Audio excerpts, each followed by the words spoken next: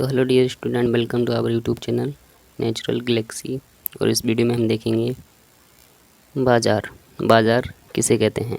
ठीक है, तो बाज़ार को पढ़ने से पहले हम इसकी परिभाषाएं देखेंगे कि बाज़ार की क्या परिभाषा है। तो देखो, बाज़ार जहां पर किसी वस्तु के क्रेता व विक्रेता एकत्रित होकर वस्तुओं के क्रय विक्रय का कार्य करते हैं उसे बाज़ार कहते हैं। जैसे सब्जी मंडी, कपड़ा बाज़ार या अनाज मंडी आदि। तो देखो, ये परिभाषा साधारण भाषा में आती है। ठीक है, जहाँ पर किसी वस्तु के क्रेता मतलब खरीदने वाला, विक्रेता मतलब बेचने वाला, एकत्रित होकर वस्तुओं का क्रय विक्रय यानी लेन देन या खरीदना बेचना का कार्य करते हैं उसे बाज़ार कहते हैं। ठीक है, इसके उदाहरण ले सकते हैं जैसे सब्जी मंडी, कपड़ा बाज़ार, अनाज मंडी आदि। ठीक है, परंतु अर्थशास्त्र में बाज़ार की परिभाषा भिन्न है, इस साधारण भाषा से अलग है। उसको हम देखते हैं।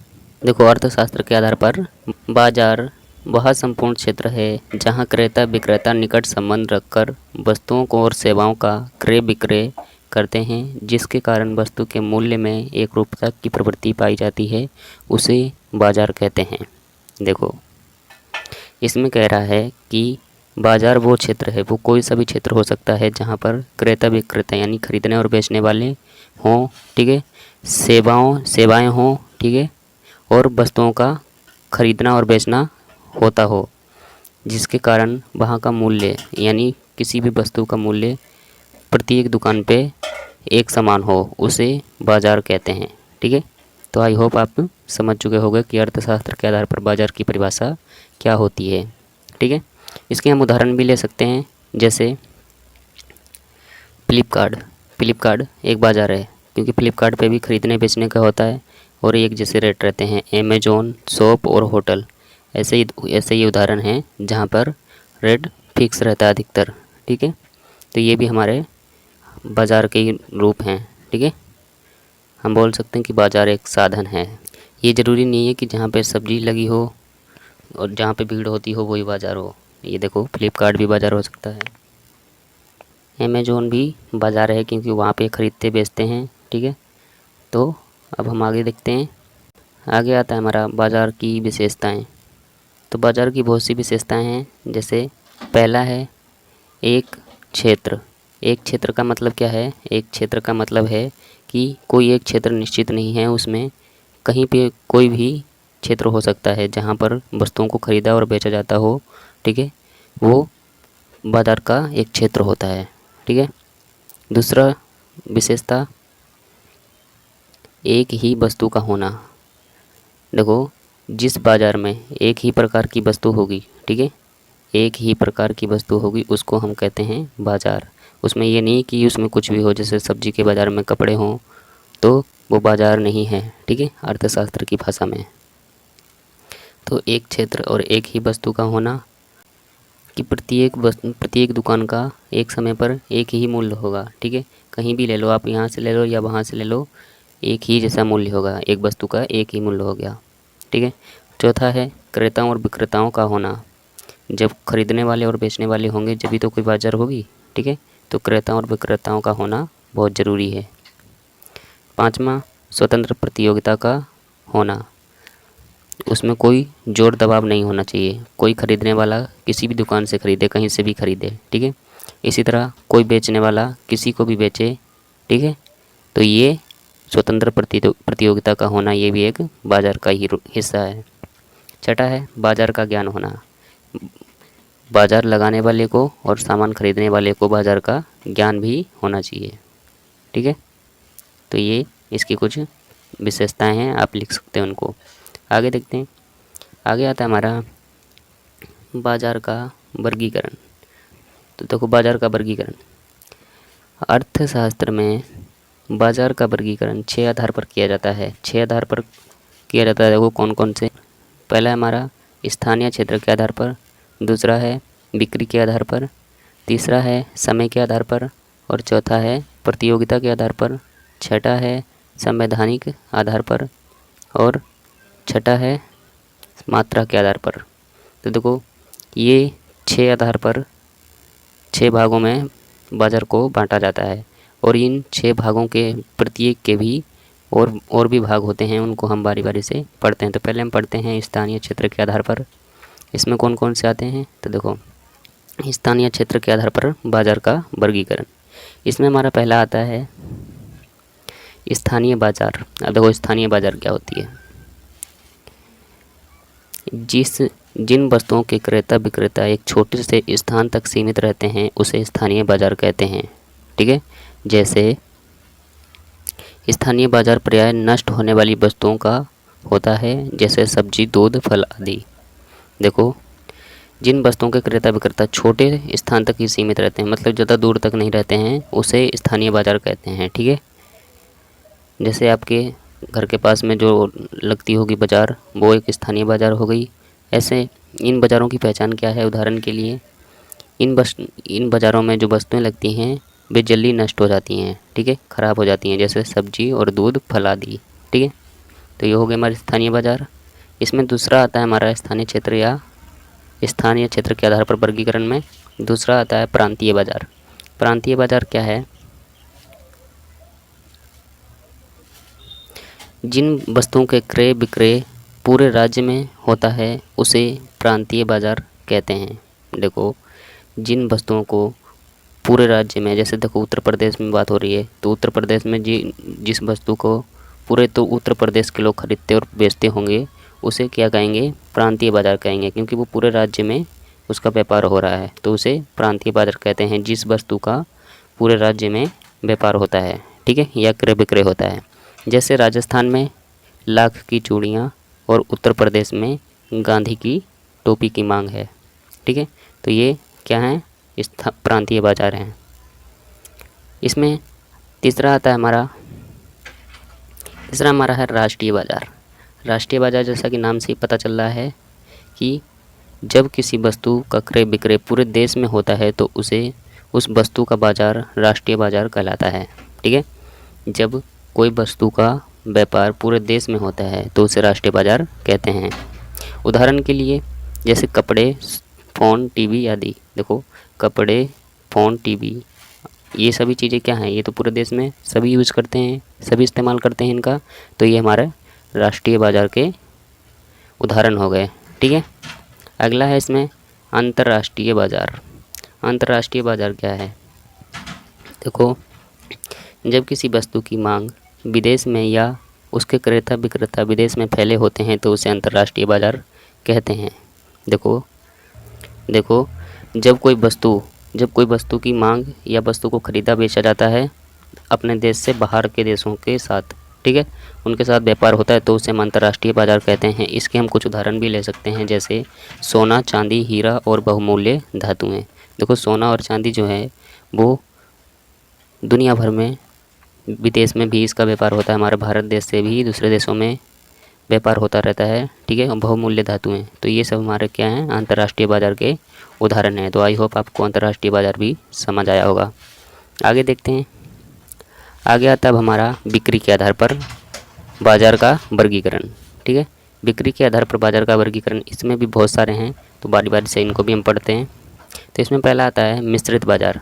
मिश्रित बाज़ार किसे कहते हैं, ऐसे बाज़ार जिनमें कई तरह की वस्तुओं का क्रय विक्रय किया जाता है उसे मिश्रित बाज़ार कहते हैं। जैसे देखो आपने देखा होगा कि बहुत सी बाज़ारें ऐसी होती हैं जिनमें कपड़ा भी बिकता है, सब्जी भी बिकती है, ठीक है, और मसाले सभी बिकते हैं। तो जिन बाज़ार में कई तरह की वस्तुएं बिकती हैं उसे हम कहते हैं मिश्रित बाज़ार। ठीक है, अगला हमारा विशिष्ट बाज़ार। विशिष्ट बाज़ार किसे कहते हैं, ऐसे बाज़ार जिनमें एक विशेष प्रकार की वस्तु का क्रय विक्रय किया जाता है उसे विशिष्ट बाज़ार कहते हैं। जैसे सब्जी मंडी। देखो विशिष्ट बाज़ार में क्या होगा, विशिष्ट बाज़ार में सिर्फ एक प्रकार की ही वस्तु होगी। ठीक है, एक प्रकार की वस्तु होगी, उसे हम कहेंगे विशिष्ट बाज़ार। जैसे सब्जी मंडी में सिर्फ सब्जी बिकती है, फल मंडी में सिर्फ फल बिकते हैं। तो इस तरह की जो बाज़ार होती हैं उन्हें हम विशिष्ट बाज़ार कहते हैं।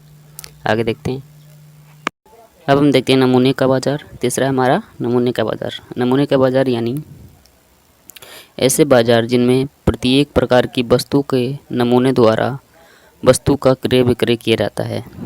देखो ऐसे बाजार होते हैं जिसमें वस्तु के सैंपल दिखाए जाते हैं। सैंपल का मतलब है मतलब जैसी वस्तु रहती है उसका कुछ आकार या फ़ोटो दिखाई जाती है, ठीक है, या चित्र रहते हैं, उनके आधार पर वस्तुओं का क्रय विक्रय किया जाता है। जैसे आप देख लो, वो जैसे आप ऑनलाइन शॉपिंग करते हैं तो ऑनलाइन शॉपिंग में आप कोई भी चीज़ जैसे फ़ोन को देख लो या कंप्यूटर को देख लो, ऑनलाइन में आप उसको पकड़ के तो नहीं देखते हो, उसके सैंपल देखते हो, उसकी फ़ोटो देखते हो, ठीक है, तो आप ख़रीद लेते हो उसको, ठीक है। तो इस तरह के बाज़ार जिसमें प्रत्येक वस्तु का क्रय विक्रय नमूने के द्वारा किया जाता है उसे हम नमूने का बाज़ार कहते हैं, ठीक है। अगला देखते हैं, इसमें अगला है हमारा चौथे नंबर पे निरीक्षण का बाज़ार। निरीक्षण का बाज़ार का मतलब है ऐसे बाज़ार जिनमें वस्तुओं को अच्छी तरह देखभाल कर खरीदा बेचा जाता है उसे निरीक्षण बाज़ार कहते हैं। जैसे गाय, भैंस, बकरी आदि। देखो गाय भैंस का जो बाज़ार है उसको वो गाय भैंस को बहुत अच्छे से देखा जाता है, ठीक है, तभी उसका क्रय विक्रय होता है। तो जिसमें वस्तुओं को अच्छी तरह से देखभाल कर खरीदा बेचा जाता है, जिसमें वस्तु का पहले निरीक्षण किया जाता है, यानी पहले वस्तु का इस्तेमाल किया जाता है, ठीक है, उसको सही से देखा जाता है तब उसे खरीदते हैं। तो ऐसे बाज़ार को हम निरीक्षण का बाज़ार कहते हैं, ठीक है। चौथा आता है हमारा पाँचवा ट्रेडमार्क का बाज़ार। ट्रेडमार्क का बाज़ार वे बाज़ार होते हैं जब व्यापारी अपनी वस्तु पर कोई चिन्ह या निशान लगाकर उसे सरकार द्वारा पंजीकृत करा लेते हैं तो उसे ट्रेडमार्क कहते हैं। जैसे लक्स साबुन, डालडा, वनस्पति घी आदि। देखो आपने कहीं पे देखा होगा, जैसे देखो ये लक्स पे आप देख रखे हो, ये लक्स लिखा है तो लक्स के नीचे ये लाइन जो लगी है, ठीक है, ये लक्स की पहचान है, ठीक है। इसी तरह दूसरा देखोगे आप तो ये देखो घी, डालडा, इसमें देखो ये नारियल, इसमें ये देखो नारियल का पेड़ आप देखोगे तो ये इस तरह की कुछ पहचान होती है। जैसे आपने आईफोन देखा होगा तो आईफोन में एप्पल का जो रहता है, एप्पल का चिन्ह है, तो इस तरह के जिसमें चिन्ह द्वारा वस्तुओं को जिस वस्तु पर चिन्ह लगा दिया जाता है और उस सरकार द्वारा उसे पंजीकृत करा लिया जाता है उसे ट्रेडमार्क बाज़ार कहते हैं, ठीक है। अगला देखते हैं। अब आता हमारा समय के आधार पर बाज़ार का वर्गीकरण, ठीक है, तीसरे में। इसमें पहला हमारा अति अल्पकालीन अथवा दैनिक बाज़ार। अति अल्पकालीन को दैनिक बाज़ार भी कहते हैं।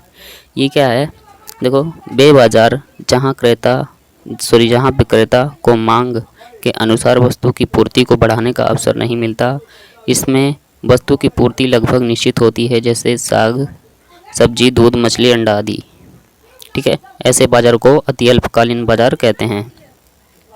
देखो जिन बाज़ार में विक्रेता रहते हैं यानी जो बेचने वाले, वो वस्तु की कीमत को बढ़ा नहीं सकते। जैसे 5 रुपये की कोई चीज़ है तो उसको वो 15 रुपये में नहीं बेच सकते, ठीक है, उसको बढ़ा नहीं सकते, बढ़ाने का अवसर उन्हें नहीं मिलता। इससे वस्तु की पूर्ति लगभग निश्चित होती है। वो निश्चित होती है कि वो वस्तु कितने की है उस दिन या कुछ समय के लिए, ठीक है। तो ऐसे बाज़ार को अति अल्पकालीन बाज़ार कहते हैं। दूसरा इसमें अल्पकालीन बाज़ार।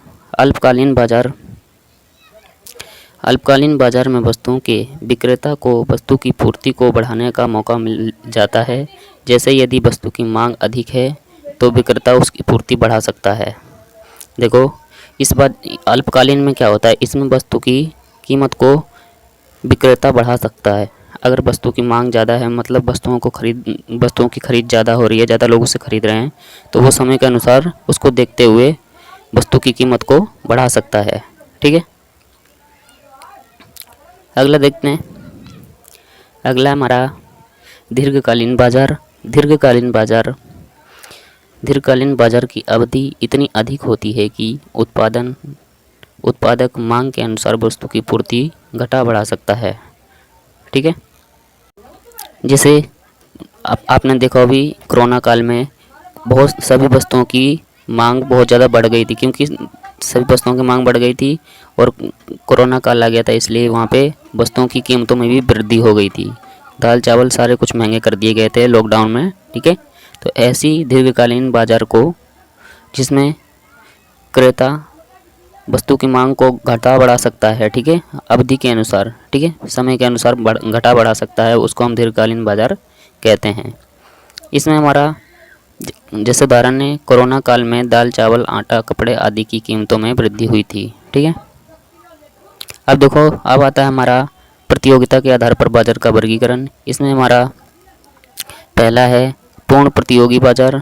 पूर्ण प्रतियोगी बाजार वह बाजार जिसमें क्रेता विक्रेता बड़ी संख्या में पाए जाते हैं और जिन्हें बाजार का पूर्ण ज्ञान तथा किसी वस्तु का एक समय पर एक ही मूल्य होता है और इस निश्चित मूल्य को क्रेता विक्रेता प्रभावित नहीं कर पाते हैं, तो उसे पूर्ण प्रतियोगी बाजार कहते हैं। ठीक है। जिस बाजार में क्रेता विक्रेताओं की संख्या बहुत अधिक होती है, ठीक है, और उन्हें बाजार का ज्ञान होता है दोनों लोगों को, ठीक है, इसमें क्रेता विक्रेता वस्तुओं की मूल्य को यानी वस्तु की कीमत को बदल नहीं सकते। ठीक है, और इसमें निश्चित होती है उसकी कीमत। ठीक है, तो इसे पूर्ण प्रतियोगी बाजार कहते हैं और इसकी जो कीमत रहती है उसे क्रेता विक्रेता प्रभावित नहीं कर पाते यानी बदल नहीं सकते। ठीक है, तो इस तरह के बाजार को हम पूर्ण प्रतियोगी बाजार कहते हैं। इसी में हमारा दूसरा है अपूर्ण प्रतियोगी बाजार। अपूर्ण प्रतियोगी बाजार, इन बाजारों में क्रेता विक्रेता की संख्या कम होती है और इन्हें बाजार का पूर्ण ज्ञान नहीं होता है तथा वस्तु की कीमतों में विभिन्नता पाई जाती है।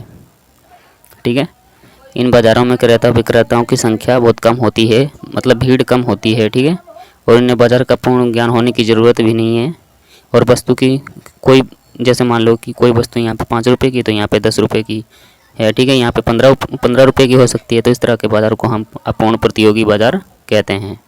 ठीक है, अगला देखते हैं। अगला हमारा एकाधिकार बाज़ार। एकाधिकार बाज़ार, इस बाज़ार में केवल एक ही विक्रेता होता है और वह अपनी वस्तु की कीमत का निर्धारण खुद करता है और क्योंकि दूसरे विक्रेता की उपस्थिति न होने के कारण प्रतियोगिता नहीं होती है। देखो, इस तरह के बाज़ार में क्या होता है कि बेचने वाला सिर्फ एक ही रहता है। ये जैसे आप इसका उदाहरण ले सकते हो सुनार की दुकान। सुनार की दुकान पर एक ही दुकान वाला होगा। ठीक है, तो वो अपनी कीमत, वस्तु की कीमत का निर्धारण खुद करेगा, खुद बताएगा कि उस वस्तु के कितने पैसे देने हैं, कितने में वो बेच रहा है उसको। ठीक है, और क्योंकि वो अकेला है तो इसलिए वहाँ पे प्रतियोगिता भी नहीं होती है।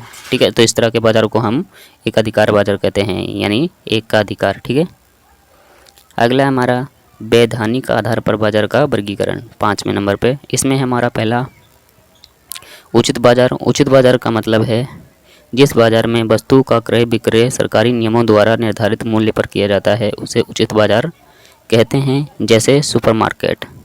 ठीक है, इस बाज़ार में क्या होता है, उचित बाज़ार में सरकार द्वारा कुछ जो नियम बनाए जाते हैं कि, और उन नियमों में वस्तु का मूल्य निर्धारित किया जाता है, वस्तु का मूल्य बता दिया जाता है सरकार के नियमों द्वारा।